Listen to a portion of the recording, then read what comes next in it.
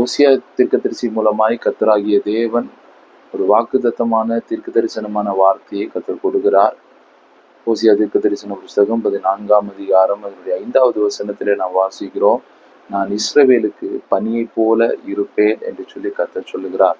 நான் பல முறை சோர்ந்து போயிருக்கும் போது கர்த்தருடைய வசனம் சொல்லுகிறது, நான் உனக்கு பனியை போல இருப்பேன். நம்முடைய வாழ்க்கை பட்டு போய் இருக்கிறது, நம்முடைய வாழ்க்கை சோர்வடைந்து நலிவற்றதாய் இருக்கக்கூடிய நேரங்களிலே கர்த்தர் நமக்கு வாக்கு பண்ணுகிற காரியம் என்னவென்று சொன்னால், நான் உன்னை குளிர பண்ணுகிற ஒரு நல்ல தேவனாய் இருக்கிறேன். அதனால்தான் ஆண்டவர் சொல்லுகிறார், நான் இஸ்ரவேலுக்கு பனியை போல் இருக்கிறேன். அவன் ஒரு நாளும் எரிகிற அக்னியிலேயோ தீச்சூளையிலேயோ அவன் கலங்கி போக வேண்டிய அவசியம் இல்லை.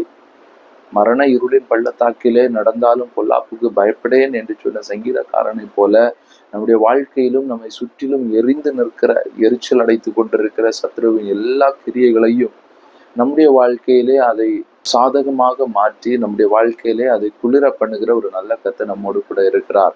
அவர் இன்றைக்கு உங்களை மலர வைக்க அவர் விரும்புகிறார், கனி கொடுக்க வைக்க விரும்புகிறார். ஆகவே தான் கர்த்தர் சொல்லுகிறார், நான் உனக்கு பனியை போல இருக்க போகிறேன். இந்த நாளிலே கர்த்தர் உங்களுக்காக பனியை போல இருந்து உங்களுடைய வாழ்க்கையிலே பட்டு போன உங்களுடைய வாழ்க்கையை மறுபடியும் தூக்கி மறுபடியும் மலர வைத்து மறுபடியும் அநேகருக்கு கனி கொடுக்க வைத்து கர்த்தருடைய ராஜ்யத்தை நிலைநிறுத்த உங்களை பயன்படுத்துவாராக. இஸ்ரவேலுக்கு பனியாயிருக்கிற கர்த்தர் இன்றைக்கு உங்கள் மேலே பனியை வீச பண்ணட்டும். கர்த்தர் உங்களை ஆசீர்வதிப்பாராக. ஆமென்.